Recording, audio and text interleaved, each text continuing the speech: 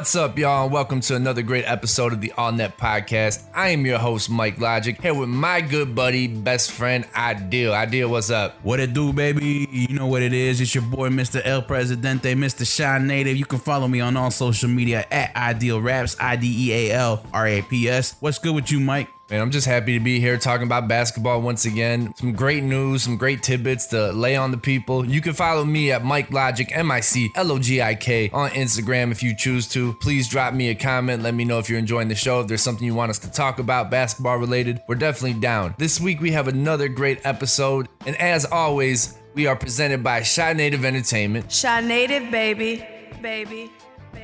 In partnership with our good friends at True Chicago Sports Fans. And they also have their own podcast that will drop every other Monday that mine drops. So the All Net Podcast is dropping today, July 13th. Theirs will be dropping July 20th.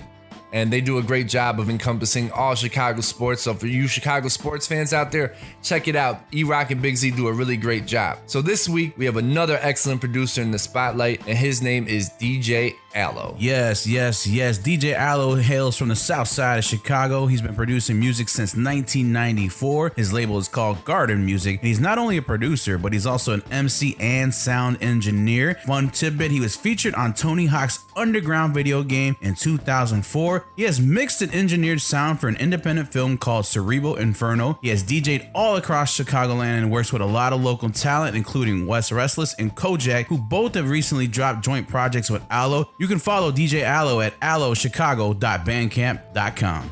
Awesome. And thank you, DJ Aloe, for contributing to the show this week. So we have a lot of NBA news to get through. I'm going to start with some signings that we saw this week. The ageless wonder Jamal Crawford and Michael Beasley are signing with the Brooklyn Nets for the remainder of the season. This is both of their 9 teams that they'll be playing for. Jamal Crawford is 40 years old, and he seems to not be aging at all, which is why I call him the ageless wonder. He's got that Pharrell fountain of youth. And he can still go out there and put up 30 points without a problem. He's the 3-time Sixth Man of the Year, and he's just a hell of a scorer. He can go out there and just get buckets with ease. And Michael Beasley, I don't want people to get it twisted. Michael Beasley could still play in this league. Michael Beasley can't seem to get out of the way of himself and his ego or attitude, whatever it is, because you can't deny his talent. He's very talented. He's been on 9 NBA teams now. He's talented on the offensive end only, though. That might be the bigger issue. That most likely is the issue. And all defense is, if you ask me, all defense is fundamentals, hustle, and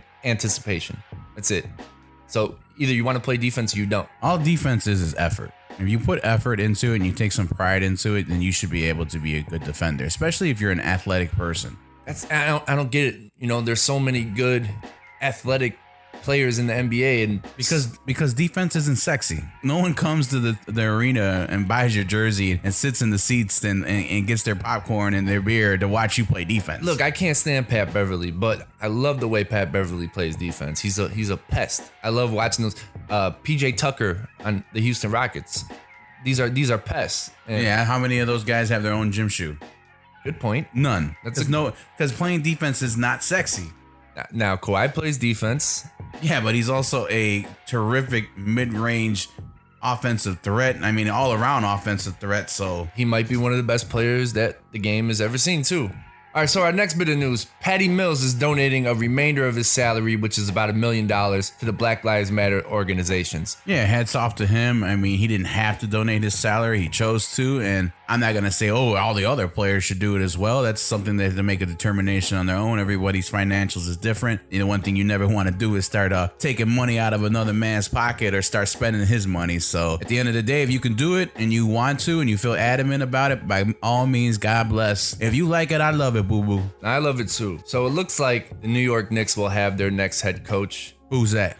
We're quite familiar with this guy. Oh, Tom Thibodeau? He coached the Bulls for 5 seasons here in Chicago. He's a hard ass. He rides his players pretty hard. He's known for developing his players, at least here in Chicago. Taj Gibson, Jimmy Butler. Yeah. I mean, Derrick Rose was... Joakim Noah, too. Joakim Noah will say that Tom Thibodeau helped develop him. When he got to be the coach of the Minnesota Timberwolves, you didn't see that young team develop the way that you thought they would. The reason why is because your stars that you got on that team, I'm looking directly at Wiggins and I'm looking directly at Karl Anthony Towns. Wiggins, who got traded to the Golden State Warriors. Yeah, but those guys, as talented as they were, they didn't want to win at all costs. And Which is why the Jimmy Butler experiment Did not work at all? Yeah, because if I'm going hard all day, every day, and that's all I know, and I turn around, and this guy's not turning his assignments in on time and not doing other things like that, I'm going to be upset with them as well. And they're not hustling. So, but then again, Jimmy Butler has also been known as the guy, he's the hardest worker in every room, and he wants to let you know that. It seems like it's working for Jimmy in Miami, though. He's got a nice core of players around him.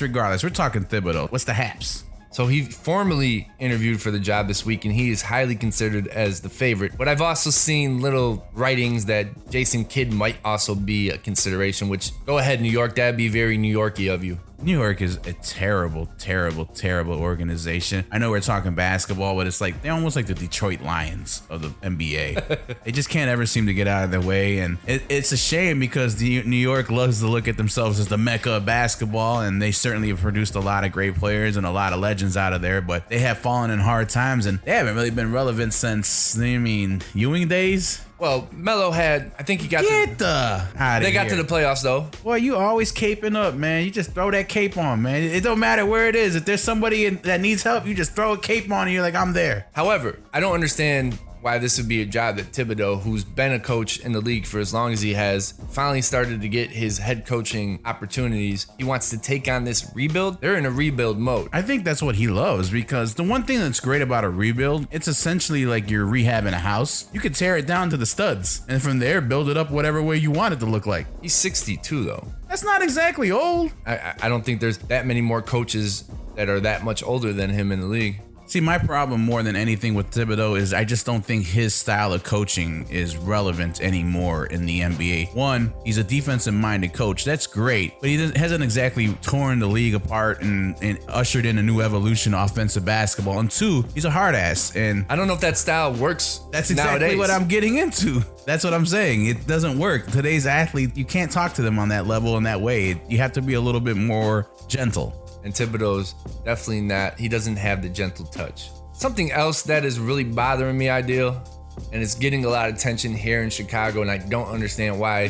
Flex. Isaiah Thomas wants to team up with Zach LaVine, and that's somehow news. Yeah, but who's the one putting this news out? No one else is reporting it other than Isaiah Thomas on his IG. And then there's been local publications that have been putting it out, people sharing it, and I got tired of seeing it. Hey, you know what, though? That's your fault. You hang around too many people with bad sports opinions. The Bulls do not need another guard, and definitely do not need another guard that's under 6 feet tall. Now, he had a season not too long ago where he averaged 29 points. However, he did it. I was a fan of IT. Little man with a big heart. But we do not need him here in Chicago. How about just defensively? How does that work? How does Zach LaVine and IT work in the backcourt? That would be the worst in the league. It'd be even tougher than already with Zach back there anyways, not really wanting to play. So have you seen this news about the NBA allowing players to put messages on the back of their jerseys? I have, and I saw your boy, the king, when you kneeled down and kissed his ring. The greatest of all time for you, Michael. The greatest, the GOAT. I see he's gonna put James on the back of his jersey, huh? I'm fine with that. The NBA revealed the messages that some of these players have chosen to wear, and I don't think it's so much that they've chosen to wear. I think these are words that the NBA or phrases that the NBA have chosen, and the players are like, okay, I'll go with that one. It's not big names either. These are not big names like Mo Wagner picking vote, enough, education, reform, equality. You know what? If you're not going to let the players really put what they want on the back of their jerseys, I think this is trash. Don't even go down this avenue. I know if I was a number 12, I'd probably put like forget 12 or skip 12. I think John Morant wanted to do something like that. Yeah, they nixed that pretty quick. They're not gonna let you do that. I saw that article I think you were wanting to get into about Woj. Woj? Yeah, and you read my mind. One of the senators told them they should put Blue Lives Matter or something. Back the blue? Back the badge or something, yeah. Yeah, back the blue, and then Woj sent back. He sent back a 2-word response, F you. F you, and then I just saw that Woj has been suspended by ESPN. Hey, but Woj kept it real. Shout out to Woj. For somebody to say that in this time just really echoes the fact that you're tone deaf to this whole situation and you're not reading the room. Just take a look around. Look, whatever you gotta say or think at this exact moment is not important. Stop thinking you're important like that. So the NBA has come up with this idea of a loser bubble. Loser. That's actually the only way that I could find out any information on it if I Google loser bubble. I tried consolation bubble, that didn't work. Did a lot of Chicago rappers come up when you did that?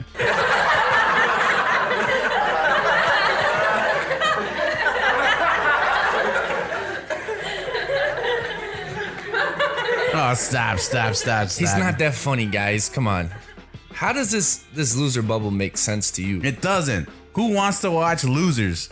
I, for one, don't like. There's only one thing I stand for in this world. It's winning. You know, when I was a basketball coach and I was coaching 4th to 6th grade, the first thing I did when I brought them all together, lined them up, and I told them, look, I know somewhere along your life you heard it doesn't matter if you win or lose. It matters how you play the game. And they're like, yeah. And I was like, a loser taught you that. Get it out of your mind state. No one remembers second place. If you're not first, you're last, Ricky Bobby. So the quote-unquote loser bubble is supposed to take place here in Chicago. The worst 8 teams that are going to be featured. Talk about it. We'll start with the New York Knicks. Oh, a shocker there. The Minnesota Timberwolves. Oh.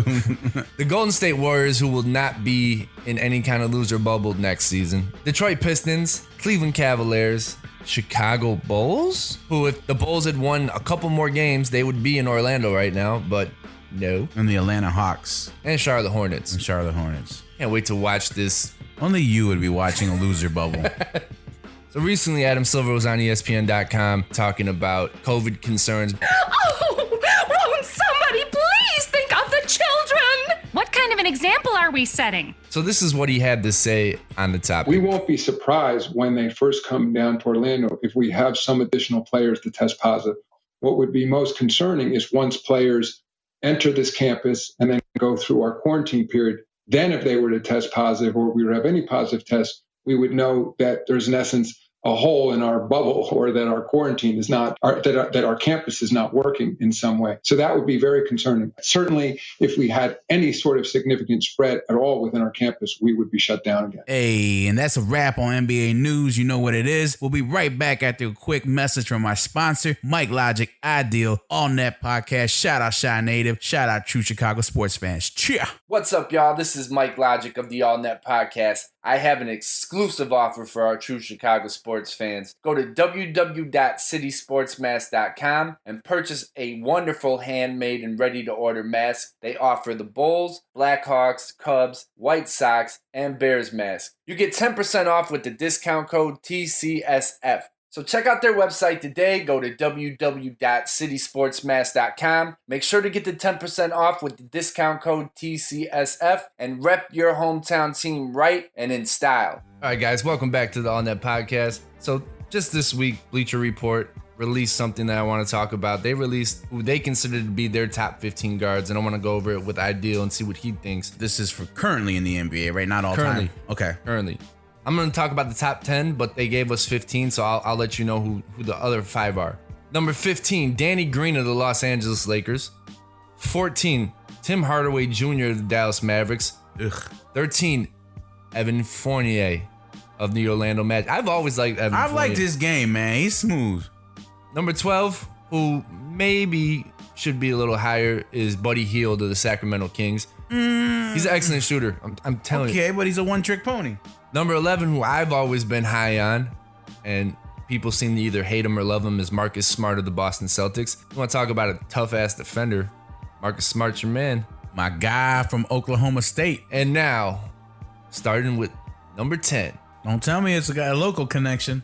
25-year-old, 6'6", shooting guard of the Chicago Bulls, Zach LaVine.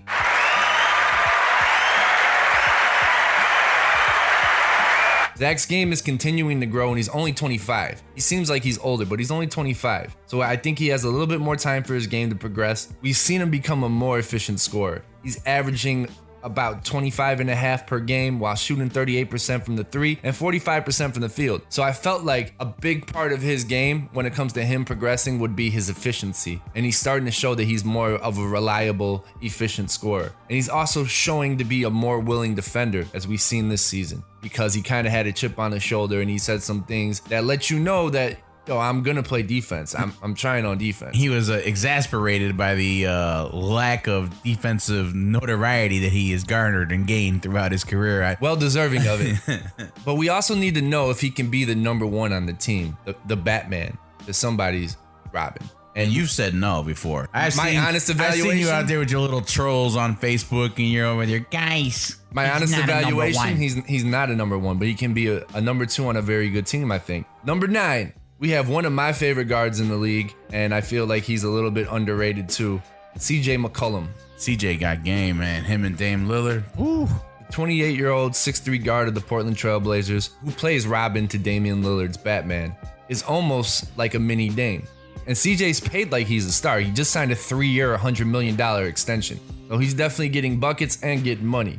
He has shown up in the playoffs too, and that's big. When his number's been called, he's come through. He isn't the most athletic of guards on this list, but he makes up for it with the knowledge that he has of the game and knowing how to score and use his body to create separation and score. He's very good with the floater. It's very effective, and he's got one of the best stopping pops in the game. So you find other ways to score when you're not the most athletic, when you're not the fastest out there. You got to be shifty. You got to be able to use change of speeds, and CJ does a very good job of that. When Lillard got hurt, I remember there was a span of 6 games where CJ averaged 33 points, 8 rebounds, and 5 assists per game. So CJ showed you that he can put up big numbers if he is the lead dog in charge. I mean, in a redraft of that 2013 draft, I would say, who would you take over CJ McCollum other than maybe Victor Oladipo? I don't even mean maybe. I think you would take Oladipo. I would take Oladipo because Oladipo does it on both sides of the court. You go back and look at that. The first pick in the draft, Anthony Bennett. Number 2, Oladipo. Ooh. Number 3, Otto Porter. Number 4, Cody Zeller. 5, Alex Lynn. Number 6, Nerlens Noel. 7, Ben McLemore, who I thought was going to be a better player. You got KCP at 8 and Trey Burke at 9. Other than Oladipo, if you're doing that redraft, McCollum's going second overall. McCollum's going second for sure. Number 8, we got the man leading the Utah Jazz's offensive attack. His name is Spider, Donovan Mitchell. How does a guy like that go 13th overall, man? Mitchell is 23 years old and he stands at 6'1". He's very, very fast. He's averaging 24.5 points and shooting 45% from the field and 36% from the 3. He's exceptional when it comes to getting to the rack. He's a good shooter, but he's also streaky. He's also a pretty good defender and he's able to get steals. I think if he played in East, he would average even more than 24 points per game. He has some nice pieces around him, so he doesn't have to carry the entire offensive load. So I think 24 points per game is a pretty good number for him. But wouldn't you argue he's one of the top echelon guards in the league? He's a star. Yeah, and his star is continuing to rise too. Going back to that 2017 draft, number 1 overall, you have Markelle Fultz, you have Lonzo Ball, Jason Tatum 3rd, Josh Jackson 4th, De'Aaron Fox 5th, Jonathan Isaac 6th, Markkanen at 7, Frank from the Knicks, he was at 8, Dennis Smith Jr. at 9, who I feel like probably would have been on one of these lists, man, right out the gate. I don't know what happened to Dennis Smith Jr. It just seems like his game has halted when it comes to his progression. Then you had Zach Collins at 10, Malik Monk at 11, and your boy Luke Kennard at 12. That is definitely not my boy. He's a decent player. If you're redrafting that, I mean, I think you would take Jason Tatum number 1 overall, right? For sure. Then probably De'Aaron Fox 2nd, then your boy Lonzo 3rd, and then Donovan Mitchell 4th. I might take Donovan Mitchell 2nd. Yeah, I would probably take Donovan Mitchell definitely over Lonzo. I'm taking him over De'Aaron Fox. Really? Yes. Okay. Yeah, I think he's a more valuable player, especially right now. Who's next on this list? Number 7, and this is gonna shock people unless you've watched this young man play. His name is Shai Gilgeous-Alexander. Alexander plays for the Oklahoma City Thunder, and he's only 21 years old, and he stands at 6'5". And I knew this kid could play when I watched him on the Clippers before he got traded for Paul George. And I'm like, this kid is a stud. He's going to be really good. Seeing his name at number 7 on this list is kind of a surprise, but can't discredit it either. The kid has shown that he can be one of the best guards in this league given time. He continues to excel while being in the backcourt mate to Chris Paul. He's a very good defender. His youth is going to turn into experience and growth, and I expect him to be a future star in the league. However, I'm not putting him ahead of Donovan Mitchell, so I don't agree with Bleacher Report on that. Yeah, I think it's a little early in his career arc to essentially he has not accomplished as much as our boy Spider Mitchell. Yeah, I would say Donovan Mitchell is closer to being a star than Shai Gilgeous-Alexander right now. Get no argument here. I mean, who's got the shoe deal? Number 6, we got Jalen Brown, who I feel like he's one of the forgotten studs of the Boston Celtics. Brown is 23 years old, 6'6", and extremely athletic. Now, his average doesn't pop off the screen. You know, he's averaging around 20 points per game, but he shoots 38% from the 3. And he's very impressive with the 49% from the field. And I felt like he was a borderline all-star. I think he's going to be a perennial all-star. If I had to look in a crystal ball, I think it would show me that he's going to be a perennial all-star. He's a very good on-ball defender. He's excellent. And he wants to play defense. I think number 6 is a good spot for Jalen Brown. And we were having this discussion too. Who would we take, Zach LaVine or Jalen Brown? And you can make a case for why you should take either one, but I think I go with Jalen Brown just because he plays both ends of the court the way he does. And I feel like his scoring is going to get better too. So the only thing that I would say is LaVine to me is more of a playmaker. Absolutely. He can get more people involved in the offense, where I think Jalen Brown's a little more dependent on who can get him the ball in the spots in which he can be efficient from. Right. Jalen Brown can score. He's not the playmaker Zach LaVine is. So that would be probably the number one reason you would take Zach LaVine. But I think if you were to take a poll of every NBA insider and executives around the league, Jalen Brown's going to be higher on the list. they would rather have Jalen Brown than Zach LaVine. Number 5, and this shouldn't come as any surprise, Devin Booker. He is the Phoenix Suns' 23-year-old 6'5" guard. He is a lights-out shooter. 23, man. I feel like he's been in the league like 6-7 years now. He is lights out when it comes to shooting the ball. After being in the league for 4 seasons, he's already established himself as, I feel, one of the league's most electrifying scorers. And he's able to put up huge numbers on any given night. The Suns need to keep putting complementary pieces around him. And they already started by adding Ricky Rubio because they need somebody to get him the ball so he doesn't have to handle the ball as well as work to get open. Because he's really good at using screens. And they got DeAndre Ayton. I like Kelly Oubre, who they also picked up. Phoenix will eventually be good. Let's just hope Booker is the one that is leading the charge and this comes sooner than later, because I'm a big Booker fan. I remember he had that 70-plus point game, I think it was last season. So, yeah, Booker can score big numbers in bunches. And you can see he already got that extension a couple years ago, so he's paid. He's going to be a Phoenix Sun for a long time. Number 4 is my dude who I've said is one of the most underrated players I've ever watched. Said that in episode 1, I believe. And his name is Jrue Holiday of the New Orleans Pelicans. Why do people always forget about this guy? It's just, he's never really been like in a huge market, and I think his game just doesn't have that certain flash and pizzazz to draw audiences in and want to keep up with him. Please show Jrue Holiday the respect his game deserves. Once again, this is a player whose numbers aren't going to wow you, especially at this point in his career. Holiday's averaging right now under 20 points per game, along with 7 assists and 5 boards, and he shoots 45% from the field. He's continuing to be lost in the mix when it comes to being mentioned with the great two-way players. Number 3, Bradley Beal. I was just wondering where Bradley Beal was going to be on this list. I've always liked Bradley Beal's game. I liked Bradley Beal going all the way back to Florida. He's 6'3", 27 years old. He's the Washington Wizards guard. He's been getting buckets this season, averaging a hefty 30 points per game. Hefty. 6 assists, 4 rebounds, and he's shooting 45% from the field and 36% from the 3. And I think he's straddling the line of all-star and superstar because he's already been an all-star. Do you feel like he's a superstar yet? I think a lot of it is just the fact he plays in Washington. He's a very gifted scorer. He's very shifty, a nice perimeter game too. And I feel like once Wall comes back to the Wizards next season, if healthy, they'll be moving up in the standings. I don't think they're going to be at the bottom again. Number 2, Los Angeles Clippers guard Paul George. Paul George is a superstar. We agree?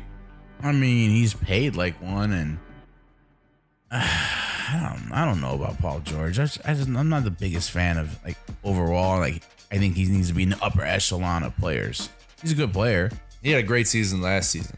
MVP consideration type of season last year. But he's not a number 1, right? Well, because he plays with a guy named Kawhi Leonard. Okay. So any other team, he's a number 1? In the pecking order, he's a number 2 on this team. Any other team, I think there's like 20 other teams in the league that he would be a number 1. Yeah, but is he a number 1 that you're going to win a championship because of? I don't think so. Nope. I don't think so. So there's your answer. But his game is just so smooth. He's awesome with the pick and roll. He shoots 53% when he's in the pick and roll. He's averaging 21 points, 5 rebounds, 4 assists, while almost shooting 40% from the 3 and 43% from the field. We can go right into who I think number 1 is. You know who number 1 is? James Harden. James Harden, for sure. James Harden, shooting guard, Houston Rockets, originally drafted by Oklahoma City Thunder, and they made the wrong decision paying Serge Ibaka instead of Harden. There was no skill set to Serge Ibaka that you're like, wow, I can't ever find this again in another big guy in the NBA. They make plenty of those every season. You can get another one as Serge Ibaka. Yeah, they guess wrong. Because James Harden is one of the greatest one-on-one isolation players I've ever seen. Could you imagine that team if they stayed together? Westbrook, Durant, and Harden? Problem is, there's only one ball. Yeah, but I think you figure that out, man. It's just, it might not have even been an issue. You would have been blowing teams out. And it would have been like, yo, I remember, this is story times with Uncle I.Deal. The best games that I ever enjoyed were the ones in the fourth quarter when you were sitting on the bench laughing it up with your fellow starters while the subs are in because you're blowing the team out. Those are the best games. Where the heck is Klay Thompson? Well, he's injured. Well, it doesn't matter. He still should be on this list. And if he was playing, he would be on this list. I thought the same thing. Where would you put him on this list, though? Who would you? He'd be in the top 5. I probably would put him above Bradley Beal. Bradley Beal can create his own shot, though. Klay really can't. The man scored 60 points with like 11 dribbles. 7 dribbles. Who does that? That is the definition. Klay's amazing. That's the definition of shooting guard. Klay's amazing. He's definitely top 5. If healthy, he's top 5. James Harden is still averaging 34 points per game. How many shots does he take a game? 30 plus? I mean, he's probably got. He takes a lot, and he averages the most free throws per game. He's still doing his thing. But my problem with the Houston Rockets, why are they slipping in the standings? They're 6th. They got Russell Westbrook. Why do they continue to slip? You know who's going to be on this list shortly? My guy from Wisconsin. Plays for the Miami Heat. Saw him ball a couple times in the AAU. But my other guy, Jordan McCabe. You think so? Tyler Herro? I think so. Man, that kid got a flamethrower to him. He could score. Yeah, he's got to be a starter, though. Duncan Robinson's the starter right now. Yeah, right now. I'm talking about give him another 2-3 years. He's going to be on top of this top 10 list shooting guards. Yeah, I think Herro has a lot of talent, but Duncan Robinson's shooting the ball at a high percentage, too. So Miami has a lot of talent. And speaking of talent, you're listening to the All Net podcast featuring MIC LOGIK and I.DEAL. Shout out to our sponsors. You already know what it is. Where the tribe at, man. Shy Native, baby. Shy Native, baby. Baby. And also a big up to true Chicago sports fans. Y'all know what it is. It's the All Net podcast featuring MIC LOGIK and I.DEAL. What's up, y'all? This is MIC LOGIK of the All Net podcast. I have an exclusive offer for our true Chicago sports fans. Go to www.citysportsmask.com and purchase a wonderful handmade and ready-to-order mask. They offer the Bulls, Blackhawks, Cubs, White Sox, and Bears mask. You get 10% off with the discount code TCSF. So check out their website today. Go to www.citysportsmask.com. Make sure to get the 10% off with the discount code TCSF and rep your hometown team right and in style. So, welcome back. You're listening to the All Net podcast. Myself, I.DEAL, along with MIC LOGIK. And we wanted to do something a little different this week. Unfortunately, sports is like in this black hole where we don't know what's going on with what. And we're slowly getting back to normalcy. But myself and Mike, we like watching movies and we enjoy documentaries and all that stuff. So we figured what better way than to just put a combination of both and go ahead and give you guys a little bit of a review that we went ahead and watched. And this week we went and watched the Netflix documentary, A Kid from Coney Island, starring Stephon Marbury. And what a movie it was. And the way the documentary was shot, Marbury didn't show up until like 30 or 40 minutes into this documentary, right? There's everybody else. No, that's not true. I mean, I didn't see him. They didn't interview him until. Oh, yeah. I mean, but his voice was in there and he was talking, setting scenes. But I liked it. It started out with that claymation and it was almost like the old Penny. Yeah. Little Penny ones. And it started out there. And I think what immediately jumped out to me with Marbury is the fact that he grew up with a family. He was a family of 7. And the important thing, this is something that I myself, if I was ever running a professional organization, one of the things that I would always consider is bloodlines. If your daddy was good and his daddy was good and their daddy was good and then your uncle was good, I'm going with that guy. And your brothers are good. All 3 of his brothers actually played in college. Yeah, they were and not just like little colleges. I'm talking about Division I colleges. They were all good, and Norman was probably the second best in that family. They were saying that he was killing cats when he was 12 and like he was playing against 16 and 17-year-olds. And this is in highly competitive situations too. It's not just like little rec league games. A lot of these dudes, man, they go out there and they put up these numbers against Catholic school kids. I mean, these kids are going to be future engineers or accountants, and they're like, man, this guy's blowing them out. He's like, you're not playing nobody, though. Yeah, he was getting buckets in the public league. Yeah, that's what I liked about that. This is a guy that had his career He was already in the spotlight by the time he was 12 or 13 years old. Everybody that was in basketball and knew basketball knew the name Stephon Marbury. Everybody knew he had a shot to be great. His parents wanted him to go to Syracuse. His dad, but he ended up choosing Georgia Tech. Yes, with Bobby Cremins. Because Bobby Cremins creates NBA players. He does. And he only went there 1 year, though. That's all he needed. That's all he needed. And he came out, and I think a lot of that had to do with the simple fact of just trying to provide financially for your family better. Yeah, also, I felt like he accomplished what he came there to accomplish. But no, I mean, yes, that's true. But if you looked at the context of the documentary was going, it was always like my mother was struggling. My family was struggling. I needed to do whatever I could to get out. So once you go that 1 year, you make your mark. Everyone knows who you are. You're going to be a top 10, top 5 pick in the draft. You have nothing left to prove. And it's time to go get paid so you can help out for generations of your family. And that's exactly what he did. He got drafted 4th overall to the Milwaukee Bucks. In what year? 1996, which was an insane draft class. Probably the best draft class. Yeah, Kobe in that draft class. Who went 13th overall, the 13th Hornets. overall. And we know who went number 1. And even his dad and his brothers knew who was going to go overall number 1 is AI. Ivo. Crossover like Ivo. Now, what I didn't remember, because I haven't revisited this for a while, is that Ray Allen got traded to Milwaukee and Steph got traded to Minnesota. Yes, Ray Allen and a future first round pick got moved to Milwaukee in exchange for Stephon Marbury. And then I was having this conversation with people. Well, what if Ray Allen never got traded and it was him and KG early on in their careers? How would that have worked out? I don't know. I don't think they win a title just those two, but you put another piece around them possibly. Because at the end of the day, Ray Allen was a great shooting guard. Great shooting guard. But he's not a facilitator, and that's exactly what KG needed. And Marbury could do that. Marbury can do that, and he could score. In that documentary, they said he was a true point guard. And if you're averaging 8.5 assists, that means you're not just trying to put the ball in the bucket for yourself. You're trying to get everyone involved.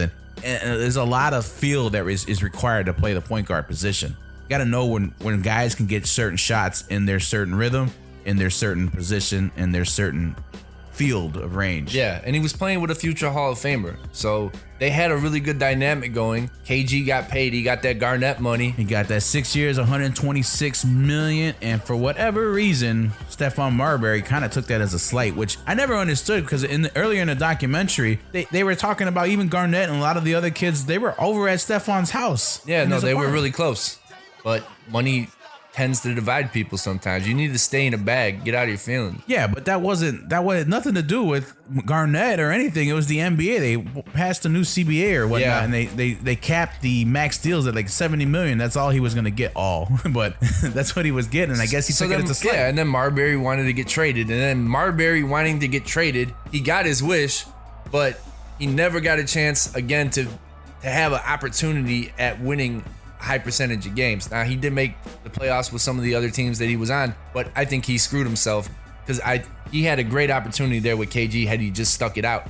Let me ask you, would they have won the championship with him and KG in Minnesota? I don't think so. I beg to differ. I think those two together, they would have got close. Could you imagine if they had stayed together and Penny and Shaq had stayed together in the East and, Penny didn't get hurt for a while?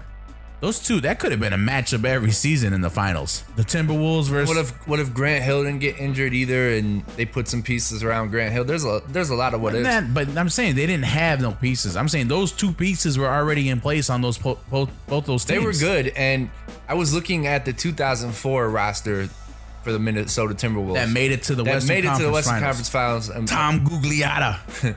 Wally Szczerbiak. Latrell Sprewell. Oh man, I knew there was a reason I woke up today to record this podcast, and it was the fact to hear Wally Szczerbiak. I was never a big fan of Wally Szczerbiak's game, but he was averaging 15 points per game that season. Yo, Wally, don't sleep on Wally, man. You remember where Wally came out of? Miami of Ohio. Oh, look at this. You're able to hang with the Schwami. And the Schwami had that on arm's reach.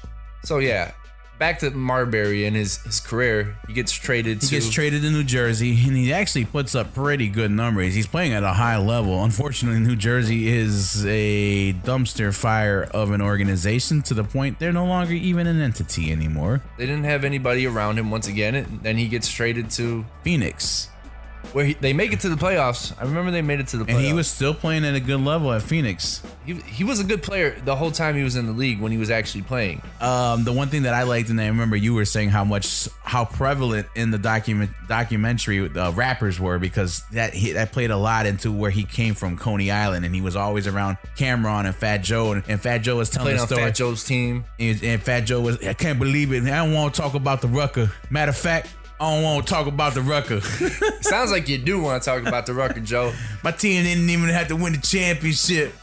I forgot the lyric. But he said essentially when he was in Phoenix, they did him wrong. He said they did him like a crackhead. They're like, they came in after a game or something. They're like, get your stuff and leave. Get your family. You've been traded to New York. And you would think that it would be a nice homecoming, him coming home to New York, which is not always the case. And in this case, it was not. I mean, just think about it, though. Like, there is always that childhood dream of playing for your childhood team. But the reality is, you have to be a very, very strong-minded individual, because there's going to be so many external pressures on you. You got to get tickets for this person. Why'd they get tickets? Why come I didn't get tickets? Can you help me out? I know you got money. Like, you got to be able to essentially say no to people. And I think he wanted to be such a winner throughout his career that he was a sore loser. Yeah. Like his sister said, he was essentially raised by, his mom and his dad, but his sister was, a lot of his sisters, they said they were like mama bears. Yeah. Well, yes, his sister raised him. Her name was Stephanie, and she was like, I'll take care of him as long as you name him after me, hence why he got the name Stephon. His mama had no problem with that. So he had a very turbulent time in New York. And I think he essentially, for lack of a better term, he fell out of love with basketball. I think so too. And the thing I like about this documentary is it's a redemption story. Yeah, after, he got traded to New Jersey, Phoenix, and New York, he had a falling out. There was a time that he was part of that terrible 04 Olympic team that embarrassingly came back with bronze and clashed with Larry Brown on that team. There was just two stubborn personalities, as Chauncey Billups said. Chauncey said, like, if I had only, he's like, I won a championship with Larry, and I love Larry because I know Larry, and I'll do anything for Larry. Yeah. He's like, but if I only had 6 to 8 weeks to know Larry, I would have hated him. Allen Iverson hated him early on in his career, but now you talk to AI about Larry, he's like, I love that man. Once again, that's the New York Knicks organization do what they do best, dropping the ball. And what was he, sitting out games and they were suspending the him? last two seasons with the Knicks, he was sitting out games. So he played there. He clashed with D'Antoni too when D'Antoni was the coach. So he played there to 09. And then after 09, I think he only had one offer, and it was for the league minimum. Yeah, and he didn't want the vet minimum. Take it. So he essentially went ahead and went overseas and took a opportunity to go over there. And it worked out very well for him. When he went over there, I think most importantly, he really reiterated a lot of times at the end piece of the documentary how being exposed to another culture kind of helped himself spiritually find himself again. And yeah, after his dad passed, it was very hard for him, and he was lashing out. He was making... What, man, you saw those videos? He's over there like singing, crazy crying, video. And he's like over there, if you got a sore throat, take some Vaseline and swallow it. I'm like, what the heck are you doing? He lost his way, so I feel like when he went to Beijing and he got exposed to that new culture, that was a way for him to kind of just hit the reset button. Also, it showed maturity too. You can see the maturity in him as the documentary went on, and he seemed happy again. Yeah, he seemed happy, and he became a quote unquote a god over there. They got a statue of him. Helped the Beijing Ducks win their first CBA championship in 2012, as well as 14 and 15. And so he got 3 championships with the Beijing Ducks. They gave him a statue. His final game, it was amazing to me. You saw like this old Asian woman just in tears, crying, and you're like, wow, that means the impact you had on that community and that nation of people must have been so profound that he became so immersed in that culture, and they accepted him like he's one of their own. You remember the clip where he's on some kind of karaoke show or whatever. He's just totally embraced the culture, and they embraced him back. So it was really cool to see. And he found his love of basketball again. Redemption. Yeah, and he still lives there. He's still part of that. He's still part of China. The thing that I loved, I think, about with Marbury is the fact that he has a big philanthropy side to him. And your boy, the king, get down and kiss the ring, Michael. I didn't like when he took a shot at Marbury when he was trying to create those new shoes when he was with Stephen Barry's and they were only $15, $20. Talk about it. I thought it was a noble idea, and so did I. I didn't think there was anything wrong with the shoes. It's just the fact that some people are so bougie that they worry about what brands are and what people think of them, and unfortunately it didn't last, but I thought the idea in itself was fantastic and it was admirable. Very admirable. Him and Shaq did the same thing, sort of, right? Shaq had those shoes that you can find at Walmart for under $20, but people don't want to rock $20 shoes because of pride. It has nothing to do with pride. It has to do more with because LeBron said he wouldn't be seen dead in $20 shoes. The one thing that I really liked and it resonated when Marbury was like, growing up, my mom wasn't gonna spend $200 on the gym shoe for me. It was either $200 on the gym shoe or $200 on this food for the family. Yeah. When you come from that reality and that's your life, you value things a little more differently as opposed to, does everybody like me? Stop being a PP out there, people. You know what that means? You're a people pleaser and you're worried about what people think of you. If you're one of those people, don't listen to this podcast because I had nothing for you. Definitely check it out. It's called The Kid from Coney Island. It's all about Stephon Marbury's life. And once again, I'm happy that he was able to get his life back on track. So that's going to do it for another episode of the All Net Podcast. I'm your boy, MIC LOGIK, with my man, I.DEAL. Hey, man, shout out to DJ Aloe for hooking us up with the beats and being our guest contributor to this weekend. So we'll see you guys next time on the All Net Podcast. Thank you again for checking in. Until next time, swish.